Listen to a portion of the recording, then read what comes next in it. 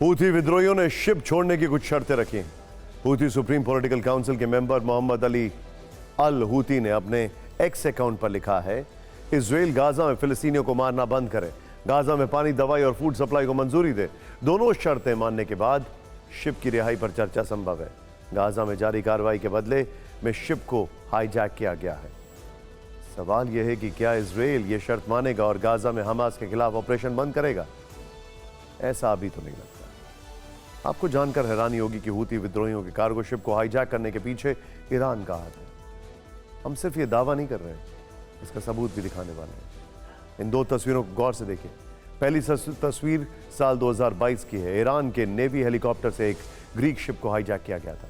और दूसरा वीडियो देखिए जो हूथी विद्रोहियों के कार्गो शिप को हाईजैक करने का है। दोनों वीडियो में हाईजैकर्स की मॉडस ऑपरेंडी बिल्कुल एक जैसी नजर आती है। दोनों जगह हेलीकॉप्टर का इस्तेमाल हुआ। हेलीकॉप्टर से हथियारबंद लड़ाके शिप पर उतरे, गन पॉइंट पर क्रू मेंबर्स को डराया, शिप को हाईजैक कर लिया। साफ है हूथी विद्रोहियों को ईरान से ही शिप को हाईजैक करने का आइडिया मिला है।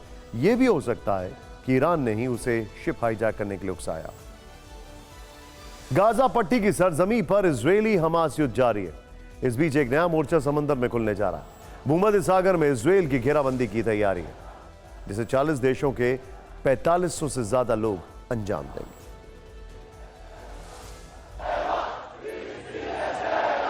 तुर्की के समुद्री तटों पर 1000 से ज्यादा नावें हरी झंडी के इंतजार में खड़ी हैं। झंडी मिलते ही ये गाजा पट्टी की ओर रवाना हो जाएंगी। फ्रीडम फ्लोटिला यही नाम है इस मुहिम का, जिसके दो मकसद हैं। पहला, गाजा पट्टी के तटीय इलाकों से इजरायली नाकाबंदी तोड़ना और दूसरा लक्ष्य है इजरायल के समुद्री व्यापार की राह में रोड़े खड़े करना।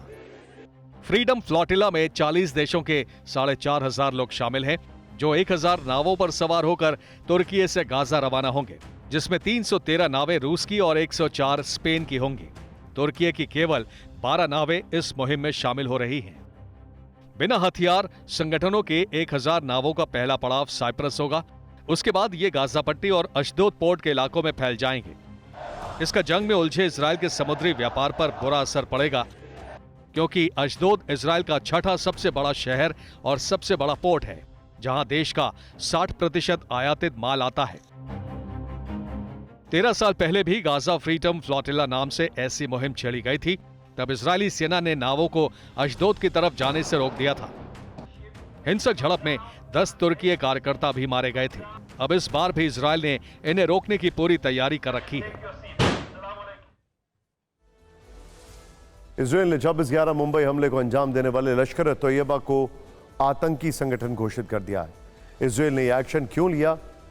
भारत से उसकी चाहत क्या है? भारत ने इसके बाद इजरायल के लिए क्या कहा? यह रिपोर्ट देखें।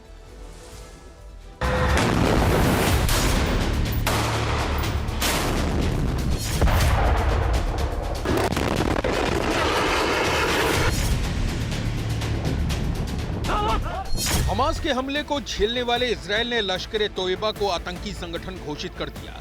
भारत लंबे समय से इसकी मांग कर रहा था, लिहाजा इजरायल ने मुंबई हमले के 15 साल बाद ये कदम उठाया। इजरायली दूतावास ने बयान जारी करते हुए कहा कि भारत सरकार ने ऐसा करने के लिए अनुरोध नहीं किया था, लेकिन इजरायल ने सभी प्रक्रिया पूरी कर ली है। लश्कर तोयबा को आतंकी संगठन की लिस्ट में डाल दिया गया है। अब इजरायल की यही उम्मीद होगी कि भारत भी हमास को आतंकी संगठन घोषित करे। इजरायली दूतावास के बयान से कुछ ऐसे ही संकेत मिलते हैं। बयान में लिखा गया है कि इजरायल उन आतंकी संगठनों को ही अपनी टेरर लिस्ट में शामिल करता है जो इजरायल की सीमा के अंदर या उसके आसपास सक्रिय होकर इजरायल के खिलाफ काम कर रहे हैं। ऐसा ही भारत के मामले में भी है। जहां तक भारत के कदम की बात है तो 7 अक्टूबर के हमले की प्रधानमंत्री मोदी ने कड़ी निंदा की थी। आतंकी हमला बताया था, लेकिन कहीं भी हमास का नाम नहीं लिया था।